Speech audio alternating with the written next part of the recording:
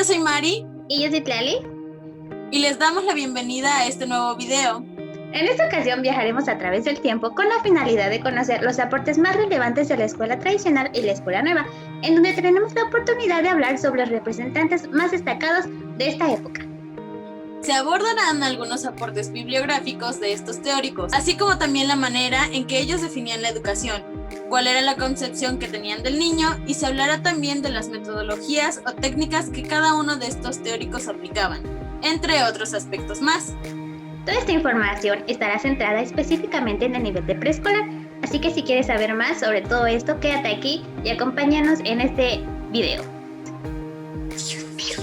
¡Dentro video! La escuela tradicional aparece en el siglo XVII con el surgimiento de la burguesía y con la expresión de la modernidad.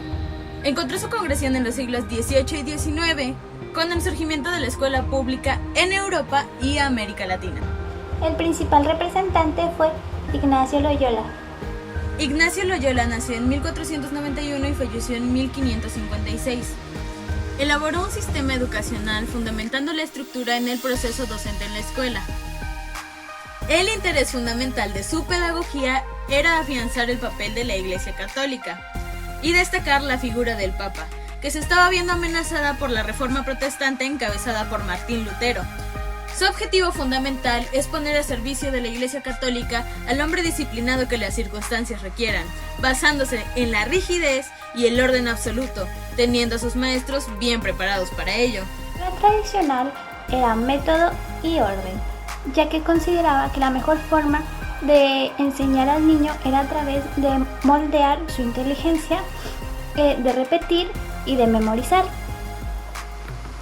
De igual manera, esta educación también era llamada bancaria, ya que el docente depositaba en el alumno mucha información sin seleccionar la que verdaderamente era importante para el alumno. De igual forma, esta educación era democratizadora, ya que muchas personas, sin importar la clase social a la que pertenecían, aprendieron a leer y escribir. Era homogénea, ya que no se tomaba en cuenta las diferencias de cada una de estas personas. Por ello, esta educación promovía que muchas personas fueran educadas, ya que al no tomarse en cuenta cada una de las diferencias de las personas, era mucho más fácil educar a un gran número de personas. Con esta educación se pretendía, o pretende ya que aún sigue vigente, porque en diversas escuelas se sigue enseñando a través de este modelo, formar a un hombre pasivo, con poca iniciativa e inseguridades, sin un pensamiento analítico que le permitiera luchar por sus intereses y necesidades a través de la imitación, repetición y respuesta a preguntas. A partir del siglo XIX se da un giro en la educación, dando llegada a la escuela nueva o escuela activa, la cual tiene sus raíces históricas a partir del siglo XV. Y entre finales del siglo XIX e inicios del siglo XX, tiene un gran impacto en Europa, ya que surge como crítica a la escuela tradicional, porque no busca una educación a base de formalismos, memorización, competencia, autoritarismo y disciplina. En la escuela nueva, los métodos se apoyan en la naturaleza propia del niño, en su desarrollo tanto cognitivo como psicológico, para así poder formar un individuo completo. Es aquí donde aparecen diversos teóricos que nos explican distintos métodos y pensamientos pedagógicos con los cuales llevar a cabo enseñanza-aprendizaje en los alumnos, como lo es Montessori, las técnicas de Freinet, el método de proyectos de Dewey, el pensamiento pedagógico de Rousseau, entre otros. Así que si quieres saber más, acompáñanos. Johann Amos Comenius nació en 1592 y murió en 1670. Fue un teólogo, filósofo y pedagogo nacido en la actual República Checa. Él estaba convencido del importante papel que jugaba la educación para el desarrollo del hombre. La obra, que le dio fama por toda Europa, es considerada la más importante, la Didáctica Magna. También fue profesor y rector en Moravia. Se estableció en Lesno, Polonia, como obispo de los móravos y ayudó a mantener la unidad de este grupo. Fue invitado en 1638 a Suecia para aportar a las reformas educativas. Debido a que Comenius fue una de las víctimas de la Guerra de 30 años, pensó que la educación era un medio importante para mejorar la comprensión entre los pueblos. Quería una educación para todos los hombres y todos los pueblos. desarrollando su actividad como maestro y proponiendo nuevas ideas en torno a la forma de enseñar para que los alumnos aprendieran con gusto, sintieran alegría por aprender, estudiaran no por obligación sino por deseo y analizaran en lugar de memorizar. Se da cuenta que las clases más bajas eran explotadas, eran agredidas tanto física como psicológicamente, por lo cual él quería una educación que fuera accesible para todas las personas, ya que él decía que la educación era el medio por la cual las personas podrían aspirar a tener una calidad de vida pues mucho mejor. Cuando él empieza toda esta ideología había ciertos problemas políticos, económicos, religiosos, por lo cual sus ideas no eran totalmente aceptadas, por lo cual él escribe un libro donde plasma todas estas ideas y cómo las personas a través de la educación pueden llegar a ser un ser completo, tanto cognitivamente como espiritualmente. Uno de los principios que Comenius argumentaba y que ahora gracias a él sabemos y tomamos en cuenta es que el niño es el centro del proceso educativo y no como en la escuela tradicional se manejaba que era el docente, sino ahora es el niño. Él decía que su aprendizaje se tenía que dar desde lo más fácil hasta lo más difícil, desde lo más sencillo hasta lo más complejo. Como ya se mencionó anteriormente, él quería educar a todas las clases sociales, educar a todas las personas sin violencia e ir más allá de lo cognitivo. Fue el primero en utilizar materiales visuales, ilustrando con imágenes los textos escolares. De esta manera se enseña a través de imágenes y texto. Plantea un método práctico y activo de aprender haciendo, hablando sobre formar primero el entendimiento de las cosas, después memoria y por último lengua y manos. Siendo así, se basa en 3 imprescindibles estudios: autopsia, autocracia y autopraxia. En la autopsia, el aprendiz está dedicado a observar por sí mismo directamente la realidad que va a ser aprendida. Se conoce como autopraxia o ejercitación en aquello que se quiere aprender. Autocracia es la aplicación de lo conocido y ejercitado. En esta época, la primera escuela era la escuela maternal, que equivaldría a la guardería y jardín de niños, ya que esta se terminaba hasta los 6 años. Posterior a esta era la escuela elemental, que terminaba de los 6 a los 12 años, y esta era obligatoria al igual que aquí la escuela primaria. Le continuaba la escuela latina o gimnasio, que abarcaba de los 12 a los 18 años, cubriendo lo que ahora sería la educación secundaria y preparatoria, y en esta se preparaba para la academia, la cual la academia es lo que ahora se conoce como educación universitaria, y de igual forma en la academia se otorgaban algún tipo de becas en los últimos años, como actualmente se hace. Los puntos más importantes que podemos recalcar de Comenius, que fue precursor de los jardines de niños. Usó los materiales audiovisuales enseñando a través de imágenes y textos. Se involucró en la organización de niveles académicos, implementó la autopsia, autocracia y autopraxia. Fomentó enseñar de manera de que los alumnos aprendan con gusto, y mencionaba que el centro del sistema escolar no era el docente, sino el alumno. Rousseau nació en 1712 y murió en 1778.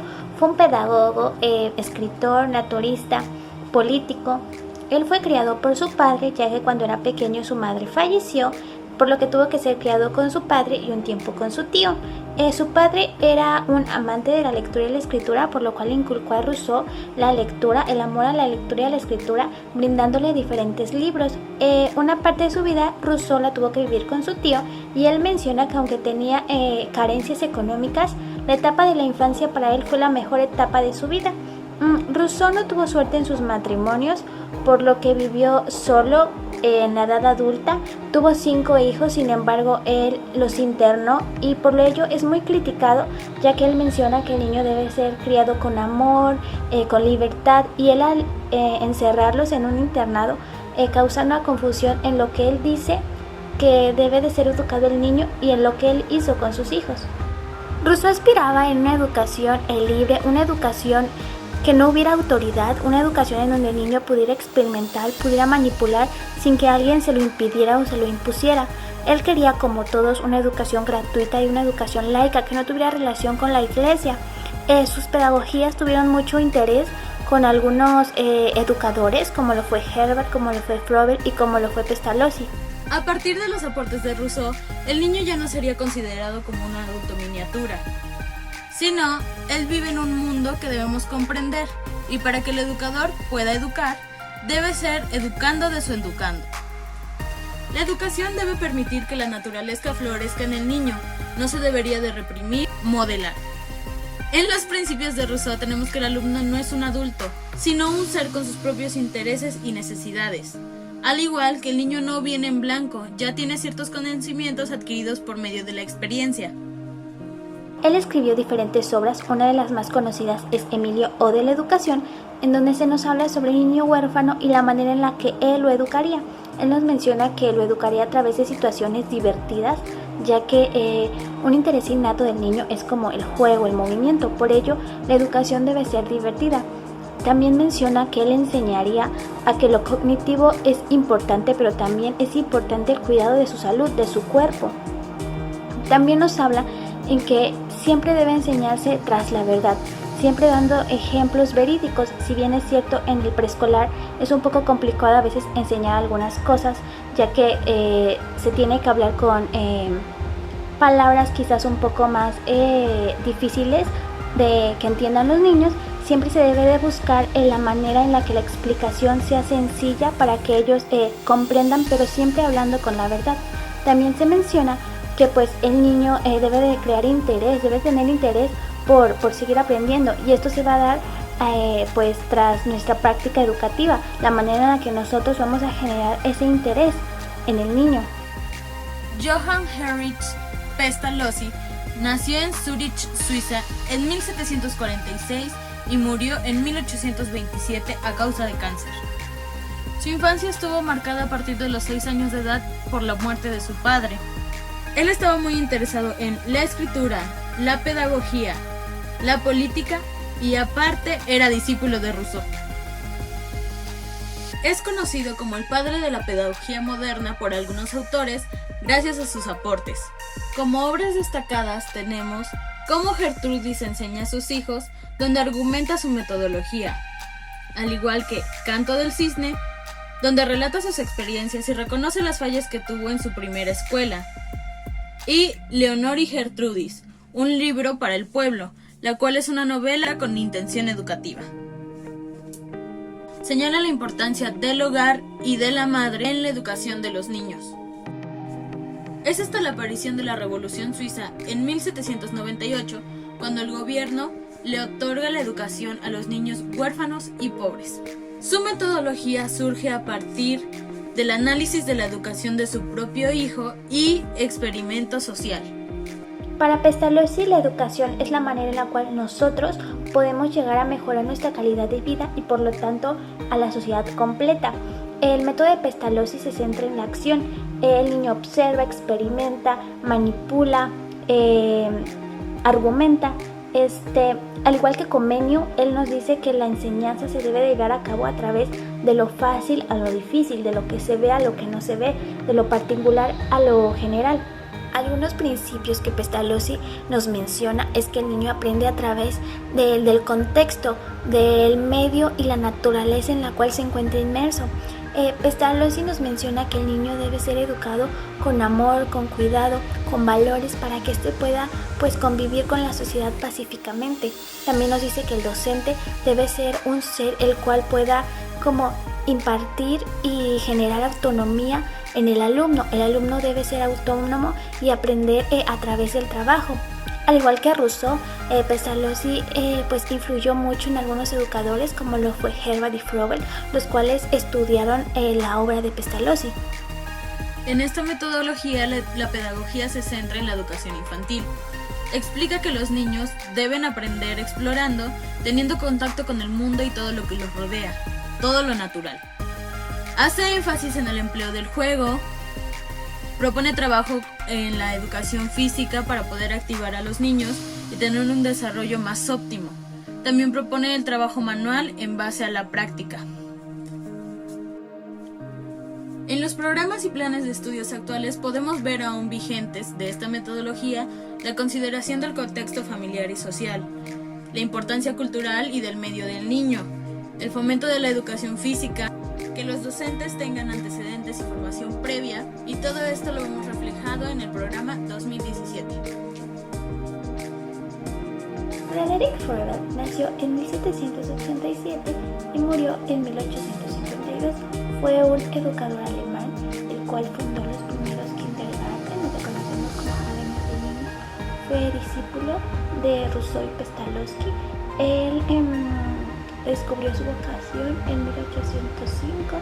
Posteriormente estudió en algunas universidades donde aprendió pues, todo lo que referente a pedagogía, a educación. Él tuvo que encargarse de la educación de sus 5 sobrinos.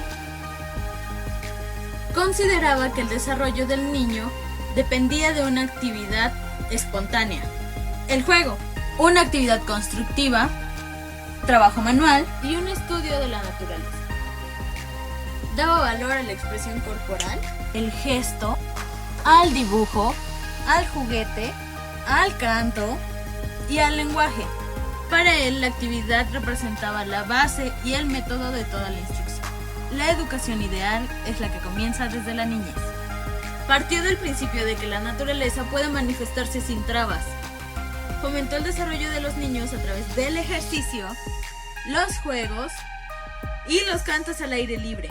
También pone como primordial la actividad del niño en un clima de libertad y contacto con la naturaleza.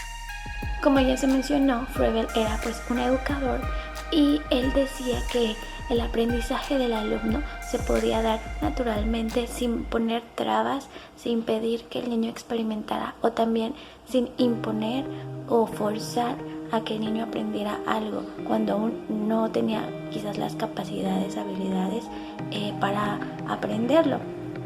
Él decía que en los jardines de niños se tenía que enseñar a través de cantos, de juegos y de actividades al aire libre.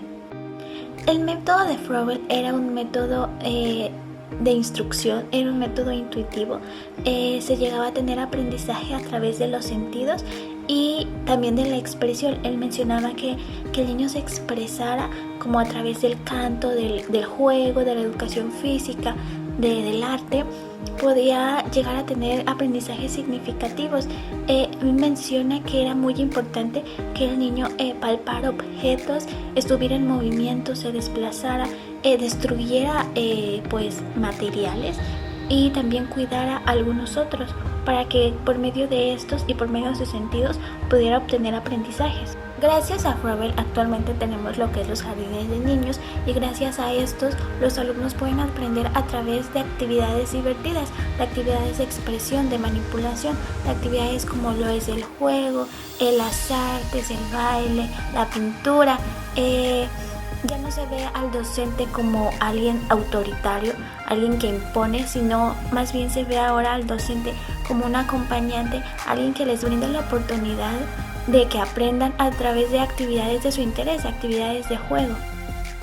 John Dewey nació en Burlington, Vermont en 1859 y falleció en New York en 1952. Fue el filósofo norteamericano más importante en la primera mitad del siglo XX, siendo uno de los fundadores de la filosofía del pragmatismo. Él es considerado por varios pensadores como el verdadero creador de la escuela activa. Se ha nombrado como representante de la filosofía pragmática y sus ideas han recorrido el mundo. John Dewey se inspiró en Froebel. Él, pues como todos los autores que hemos visto ahorita en Escuela Nueva, no quiere una educación tradicional, por lo que él implementó un método llamado método de acción, en donde el docente, a través de los intereses y necesidades de los alumnos, les debe como de promover problemas reales para que ellos encuentren una solución a través del trabajo grupal.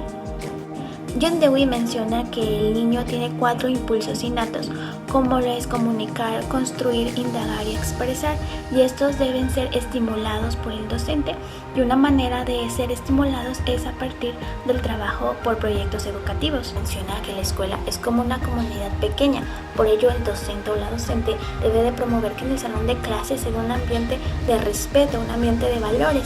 También nos menciona que la escuela debe de impulsar al máximo las capacidades y las habilidades del alumno. María Montessori nació el 31 de agosto de 1870 y murió el 6 de mayo de 1952. Ella fue la primera mujer en estudiar medicina Ella trabajó de asistente en un hospital neuropsiquiátrico en donde se encargó de la educación de algunos niños con problemas diferentes. Estos niños respondieron muy bien a su método, por lo que ella dedujo que si los niños con problemas diferentes respondían muy bien, quizás los niños que no tuvieran algún problema podrían también responder muy bien este método, por lo que ella enseñó a educadoras la manera en la que ella promovió el aprendizaje en los niños con problemas diferentes. Al igual que algunos autores que ya mencionamos, Montessori también habla sobre que no hay que ver al niño como un adulto pequeño. La educación del niño debe guiarse a través de libertad, automotivación, exploración del juego, comunicación e imaginación. Los principios fundamentales de Montessori son respeto, aprender en ambiente, momentos sensibles, grupos por desarrollo, espacios para crecer y el maestro guía.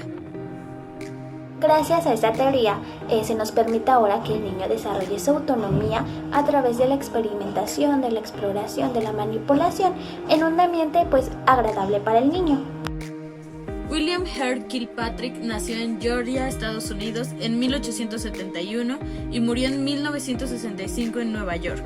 Fue discípulo y colaborador de John Dewey y estuvo inspirado en su escuela experimental. Él hizo aportaciones a la escuela nueva por medio del método de proyectos.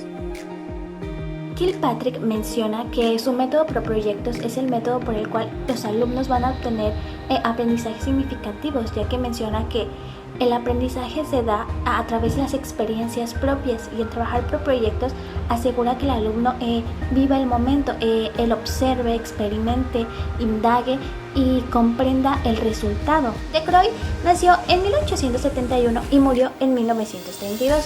Fue un médico, pedagogo y educador. Él nos menciona que el aprendizaje se da a través de 3 puntos, que es la observación, la asimilación y la expresión. La observación nos explica que el alumno aprende a través de su entorno, a través de lo que ve. En la asimilación es cuando el alumno logra lo aprendido relacionarlo con lo que ya sabe para crear un nuevo aprendizaje. Y la expresión es la manera en la que él comunica lo que ya sabe. Puede ser a través del diálogo, puede ser a través del dibujo, de la pintura, de la escritura, entre otras. Freinet nace el 15 de octubre de 1896 en Gars, Francia, y muere en Benz en 1966. Impulsó métodos de revolución pedagógica dentro de la escuela nueva. Desarrolló la pedagogía popular basada en la espontaneidad, el trabajo colectivo y el método activo. Freinet trató de ayudar y atender a todos los estudiantes sin importar su posición social, su nivel de inteligencia, lo que sabían o no sabían, en el nivel en el que se debían colocar, eso no importaba. El hecho era educarlos a cada uno con el nivel que les correspondía sin importar su edad. Esta preocupación y búsqueda de apoyo hizo que buscara estrategias para lograr que las personas estudiaran, y fue así como logró utilizar textos libres, imprenta escolar. Técnicas de Freinet son herramientas que los docentes podemos utilizar para llevar a cabo nuestra práctica educativa. Freinet nos menciona 4 principios que son fundamentales en la pedagogía. El primero es la expresión, comunicación, creación, en donde nos dice que son funciones prioritarias. Posteriormente sigue el tanteo experimental, en donde el alumno toma lo que sabe y lo lleva a la práctica. Después sigue la vida cooperativa participativa, en donde se menciona que a través de las relaciones sociales los niños en conjunto aprenden. Por último está la relación escuela-vida, en donde dice que el niño aprende a través del entorno, del contexto en el cual está inmerso. Sus principales técnicas, como ya lo habíamos mencionado, fue la imprenta y técnicas de impresión, textos y dibujos libres, libros de vida, ficheros escolares, correspondencia interescolar, plan de trabajo, asambleas y otros. Las hermanas Agassi, Rosa y Carolina, ambas fueron educadoras y estudiaron en una escuela normal de Brescia. Su método se basa en el escrupuloso respeto de la espontaneidad, libertad y creatividad del niño, para que mediante su trabajo independiente vaya conociendo diferentes contenidos y así realice actividades lúdicas. La base del método de las hermanas Agassi es la necesidad de proporcionar al niño un ambiente de amor, apoyo, seguridad, en el cual se pueda desarrollar de una manera muy afectiva y que con esta pueda ir trabajando la educación emocional, el cariño y cercanía hacia las personas, y por medio de esta ir aprendiendo y aportando a su vida. El conocimiento del niño se puede basar en lo que es la observación. Todo lo que observa lo va analizando. Después se puede hacer la experimentación. Es aquí donde el cuerpo se involucra con las cosas, las va conociendo, observando, oliendo, tocando. Y por último se habla sobre el valor de la alegría, lo que es el juego libre. Aquí es donde se dan las reglas, se ponen condiciones. Hay premios o no los hay un ganador, hay un perdedor, y aquí es como se va trabajando todo lo que es el saber perder, el saber ganar, el saber cuándo puedes tocar o no tocar las cosas, el saber qué es cuando tú lo ves, distinguir las características de cada uno de los objetos o cosas o personas, animales, etc. Cabe destacar que cada una de estas etapas son progresivas. Principalmente se observa, posteriormente se experimenta y finalmente se juega. Los principios que las hermanas Agassi practican es que ellas promueven el aprendizaje a través de actividades que se hacen en la vida cotidiana, como lo es limpiar, cuidar las mascotas, lavar, etc. Ellas también propician un ambiente cálido, un ambiente amoroso. Ellas mencionan que el ambiente debe ser similar al que tienen con su familia los niños. Ellas también practican en su educación la religión, la educación moral y la educación física. El juego y el canto para ellas es indispensable, así como también las actividades didácticas que usualmente las realizan con ayuda de la naturaleza, como lo es el agua, la tierra, el sol, el aire. El suizo Edward Claparède nació en 1873 y falleció en 1940. Él principalmente se dedicaba a neurología y psicología animal y posteriormente pasó a dedicarse a psicología infantil. El método de Claparède era llamado educación funcional. El objetivo de él era impulsar las diferencias y los intereses de cada persona. Él mencionaba que el mundo nunca había progresado tras eliminar las diferencias de cada persona, sino más bien el éxito dependía de impulsar aquellas diferencias para mejorar la sociedad. Para Claparède, la pedagogía se debía basar en el estudio del niño, así como la horticultura en el estudio de las plantas. Él decía que la infancia era una oportunidad de creatividad que no debía ser frenada para que los niños pudieran explotarla y así sacar más cualidades de las que uno ve. Es por esto que él elaboró una teoría del juego y por medio de esta hizo diferentes acciones y comprobó que la educación, según su teoría, debía basarse más que nada en las acciones y no en la teoría tal cual. La acción llevaría a que el niño pudiera explotar su creatividad, su libertad y hacer que él diera su opinión sobre las cosas que creía, observaba y analizaba. Nos menciona algunos principios de la educación funcional. Él nos dice que la educación debe estar centrada en el alumno y se debe adaptar a él. También nos dice que la educación no debe de causar miedo al alumno, sino más bien interés en querer seguir aprendiendo. Claparède mencionaba que la escuela debe ser más como un laboratorio en donde el niño pueda experimentar, donde sea un ser activo más que a un auditorio como lo era en la escuela tradicional. De igual manera nos dice que la escuela debe preservar como la etapa infantil que muchas veces nosotros impactamos en ella, como nos mencionaba Rousseau. Muchas veces la sociedad impacta en el niño y hacemos que como que adelante etapas que el niño debe vivir. Finalmente, como todos nos han dicho, el ambiente de la escuela debe ser un ambiente amoroso, como nos dicen las hermanas, debe ser un ambiente cálido, acogedor, como lo argumenta Montessori. Jane Chester nació en 1854 y murió en 1932. Fue un pedagogo alemán. Él creó la Escuela del Trabajo y la puso en práctica en distintas escuelas públicas de Georgiana. Kurt Steiner propone una educación espiritual y con sentido. Entiende el individuo como un ser que organiza y elabora sus propios esquemas mentales con respecto a bienes culturales y valores. También muestra estos esquemas como algo que se debe ser experimentado más que conocido, y las características de la educación social que propone muestran inclinación por la variedad y profundidad de las personas y la necesidad de aprobación de la vinculación en cuanto a los valores y adquisición de nuevos conocimientos. De igual forma, él apoya mucho lo que es la conexión entre la escuela y comunidad. El contexto siempre va a influir en cuanto a cómo se educa al niño y cuáles van a ser sus futuras metas a desempeñar. Tiene como objetivo que los alumnos, a través de diferentes experiencias, puedan obtener conocimientos para después desarrollarse en el ámbito laboral.